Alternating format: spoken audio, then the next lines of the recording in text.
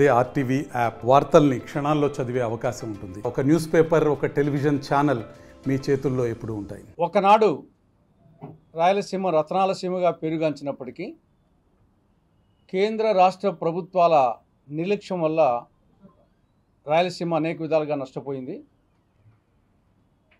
ప్రస్తుతం రాయలసీమ వాసి ముఖ్యమంత్రిగా ఉన్నారు, గతంలో కూడా ముఖ్యమంత్రిగా ఉన్నారు, ప్రస్తుతం ముఖ్యమంత్రిగా ఉన్నారు. కాబట్టి అమరావతి మీద పెడుతున్న శ్రద్ధలో కనీసం 10వ వంతైన రాయలసీమ సమస్యల పరిష్కారం కోసం దృష్టి కేంద్రీకరించాలని కాంగ్రెస్ పార్టీ చంద్రబాబు నాయుడు గారికి సూచిస్తూ ఉంది. అనేక సమస్యలు ఉన్నప్పటికీ ప్రధానంగా 9 సమస్యలు, ఆ సమస్యలను ముఖ్యమంత్రి సూచిస్తున్నాం. అందులో నంబర్ 1 ఆంధ్రప్రదేశ్ పునర్వ్యవస్థీకరణ చట్టంలో సెక్షన్ 46 సబ్ సెక్షన్ 3 కింద రాయలసీమకు, ఉత్తరాంధ్రకు బుందేల్ఖండ్ తరహా స్పెషల్ డెవలప్మెంట్ ప్యాకేజీ నిధులు కేంద్రము రాష్ట్రానికి ఇవ్వాలి. ఈ యొక్క సెక్షన్ కింద 24,350 కోట్లకు ప్రతిపాదనలు పంపితే ఇంతవరకు 10 సంవత్సరాల్లో కేంద్రం ఇచ్చింది 1,050 కోట్లు. ఇంకా 23,300 కోట్ల రూపాయలు కేంద్రం నుండి రాయలసీమకు రావాలి. అది ప్రధానంగా రాయలసీమకు, ఉత్తరాంధ్రకు. దాని మీద దృష్టి కేంద్రీకరించాలని ముఖ్యమంత్రి గారి దృష్టికి తీసుకుపోతా ఉంది కాంగ్రెస్ పార్టీ. రెండవది, విభజన చట్టంలో 13వ షెడ్యూల్ కింద కడప జిల్లాలో సెయిల్ ఆధ్వర్యంలో, steel authority of India limited ఆధ్వర్యంలో ఇంటిగ్రేటెడ్ స్టీల్ ప్లాంట్ ఏర్పాటు చేయాలని విభజన చట్టంలో 13వ షెడ్యూల్లో ఉంది. 10 సంవత్సరాలు అయినప్పటికీ ఇంతవరకు దానికి అతిగతి లేదు. దాని మీద దృష్టి కేంద్రీకరించాలని చంద్రబాబు గారి దృష్టికి తీసుకుపోతున్నాం. ఇది కనుక వస్తే కడపతో పాటు రాయలసీమలో చాలా మటుకు నిరుద్యోగ సమస్య పరిష్కారం అయ్యే అవకాశాలు ఉంటాయి. ఇక మూడవది, 1937 నాటి శ్రీబాగ్ ఉడంబడిక ప్రకారంగా రాజధాని, హైకోర్టుల్లో ఈ రెండింటిలో ఒకదానిని రాయలసీమలో ఏర్పాటు చేయాలి. కానీ దురదృష్టవశాత్తు ఈ రెండింటిలో ఒకటి కూడా రాయలసీమకు రాలేదు. రాజధాని రాలేదు, హైకోర్టు రాలేదు. కనీసం రాజధాని అంటే ఎలాగో సెంట్రల్ ప్లేస్ని పెట్టినారు, కనీసం హైకోర్టు కానీ ఒకవేళ వీలు కాకపోతే కనీసం హైకోర్టు బెంచ్ని కానీ రాయలసీమలో ఏర్పాటు చేయడానికి ప్రయత్నం చేయాలని చంద్రబాబు నాయుడు గారి దృష్టికి తీసుకుపోతున్నాం. నాలుగవది, ఆంధ్రప్రదేశ్ పునర్వ్యవస్థీకరణ చట్టంలో సెక్షన్ 85 సబ్ సెక్షన్ 2 కింద కృష్ణానది యాజమాన్య బోర్డు కార్యాలయాన్ని రాష్ట్ర విభజన జరిగిన 60 రోజుల లోపల ఆంధ్రప్రదేశ్లో ఏర్పాటు చేయాలి. ఇది చట్టం. 60 రోజులు కాదు కదా, 10 సంవత్సరాలైనా ఇప్పటికీ కృష్ణానది యాజమాన్య బోర్డు కార్యాలయం తెలంగాణలోని హైదరాబాద్లో ఉంది. వెంటనే కేంద్ర ప్రభుత్వంతో కృష్ణానది యాజమాన్య బోర్డుతో మాట్లాడి ఆ కార్యాలయాన్ని తెలంగాణలోని హైదరాబాద్ నుంచి ఆంధ్రప్రదేశ్లోని రాయలసీమ ప్రాంతానికి, ప్రత్యేకించి శ్రీశైలంకు దగ్గరలో కర్నూలులో ఏర్పాటు చేయాలని కాంగ్రెస్ పార్టీ డిమాండ్ చేస్తూ ఉంది. ఐదవది, కాంగ్రెస్ ప్రభుత్వం అధికారంలో ఉన్నప్పుడు, రాజశేఖర రెడ్డి గారి ముఖ్యమంత్రిగా ఉన్నప్పుడు రాయలసీమ సమగ్రాభివృద్ధిని దృష్టిలో పెట్టుకొని కడప, రాయచోటి, మదనపల్లి, బెంగళూరు నూతన బ్రాడ్గేజ్ రైల్వే మార్గాన్ని మంజూరు చేయడం జరిగింది.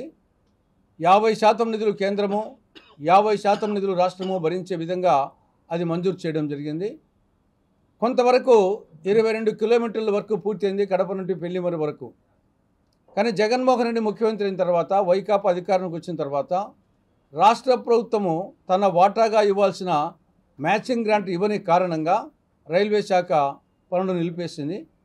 కాబట్టి వెంటనే రాష్ట్ర ప్రభుత్వం ఇవ్వాల్సినటువంటి మ్యాచింగ్ గ్రాంట్ను రిలీజ్ చేసి ఆ పనులు పునఃప్రారంభమయ్యేట్లు చేయాలని చెప్పేసి టీడీపీ కూటమి ప్రభుత్వానికి కాంగ్రెస్ పార్టీ విజ్ఞప్తి చేస్తూ ఉంది. తర్వాత రాయలసీమ ప్రాంతంలో, రాష్ట్రంలో వ్యవసాయ మోటార్లు ఎక్కువగా ఉండేది రాయలసీమ ప్రాంతంలో. మొత్తము రాష్ట్ర వ్యాప్తంగా 18,50,000 వ్యవసాయ మోటార్లు ఉంటే అందులో 12 లక్షల వ్యవసాయ మోటార్లు ఒక్క రాయలసీమలో ఉన్నాయి. ఈ యొక్క వ్యవసాయ మోటార్లకు మీటర్లు బిగించాలని జగన్ ప్రభుత్వం జీవో 22 ఇవ్వడం జరిగింది. ఆల్రెడీ ఈ జీవో ప్రకారంగా శ్రీకాకుళం జిల్లాలో వ్యవసాయ పంప్ సెట్లకు మీటర్లు బిగించారు. దీన్ని మిగతా ప్రాంతాల్లో కూడా బిగించాలని ప్రయత్నం చేసే లోపల ఆ ప్రభుత్వం పడిపోయింది. కానీ ఇప్పటికీ ఆ జీవో 22 అలాగే ఉంది. ఇదే చంద్రబాబు పార్టీ, జనసేన పార్టీ, మేము అధికారంలోకి వస్తే ఈ జీవో 22ను రద్దు చేస్తాం, వ్యవసాయ మోటార్లకు మీటర్లు బిగించే జీవోను రద్దు చేస్తాం, ఒకవేళ బిగిస్తే దాన్ని తొలగిస్తామని కూడా చెప్పడం జరిగింది. కానీ ఇంతవరకు ఆ జీవో 22 రద్దు చేయలేదు. దాన్ని రద్దు చేయాలని కాంగ్రెస్ పార్టీ డిమాండ్ చేస్తూ ఉంది. తర్వాత 7వది, రాయలసీమకు ప్రధానమైన సాగునీటి ప్రాజెక్టులు తెలుగంగ, గాలేరు నగిరి, హంద్రీనీవా. దీంట్లో సింహభాగం కాంగ్రెస్ హయాంలోనే పూర్తి చేయడం జరిగింది. ఆ మిగిలిన దానికి నిధులు విడుదల చేయని కారణంగా గతంలో జగన్ ప్రభుత్వం, అంతకుముందు టీడీపీ ప్రభుత్వం నిధులు సక్రమంగా విడుదల చేయని కారణంగా అవి ఎక్కడ వేసిన గొంగలు అక్కడే ఉండిపోయినాయి. కాబట్టి ఇప్పటికైనా సరే చంద్రబాబు ప్రభుత్వము వాటికి సఫిషియెంట్గా నిధులు విడుదల చేసి వీలైనంత త్వరగా తెలుగంగ, గాలేరు నగిరి, హంద్రీనీవా ప్రాజెక్టును పూర్తి చేయాలని కాంగ్రెస్ పార్టీ డిమాండ్ చేస్తూ ఉంది. ఇక 8వది, ఎగువ రాష్ట్రాలైనటువంటి కర్ణాటక అటు ఆల్మట్టి ఎత్తు పెంచుతూ ఉంది, ఇటు ఎగువ భద్ర డ్యామ్ పూర్తి శరవేగంగా జరుగుతూ ఉంది. వీటికి ఇవి అక్రమ ప్రాజెక్టులు. అదేవిధంగా తెలంగాణ, ఆంధ్రప్రదేశ్ ఎగువ రాష్ట్రం, తెలంగాణ రాష్ట్రము పాలమూరు, రంగారెడ్డి, డిండి ఎత్తిపోతల పథకాలను వాటికి నీటి కేటాయింపులు లేకుండా, సిడబ్ల్యూసి క్లియరెన్స్ లేకుండా, Krishna river management board clearance లేకుండా, అపెక్స్ కౌన్సిల్ ఆమోదం లేకుండా నిర్మిస్తూ ఉంది. కాబట్టి దీన్ని లీగల్గాను అటు కేంద్ర ప్రభుత్వంతో బోర్డులతో మాట్లాడి ఈ అక్రమ ప్రాజెక్టులు చేసే విధంగా కృషి చేయాలని కాంగ్రెస్ పార్టీ చంద్రబాబు ప్రభుత్వాన్ని డిమాండ్ చేస్తూ ఉంది. ఫైనల్గా 9వది, కేంద్ర ప్రభుత్వము భారత్మాల పథకంలో భాగంగా కృష్ణానది మీద సిద్ధేశ్వరం వద్ద తీగల వంతెనకు శాంక్షన్ చేసింది. ఈ తీగల వంతెన బదులు తీగల వంతెన కమ్ బ్యారేజ్ చేస్తే అటు బ్రిడ్జిగా పనిచేస్తుంది, ఇటు రిజర్వాయర్గా పనిచేస్తుంది.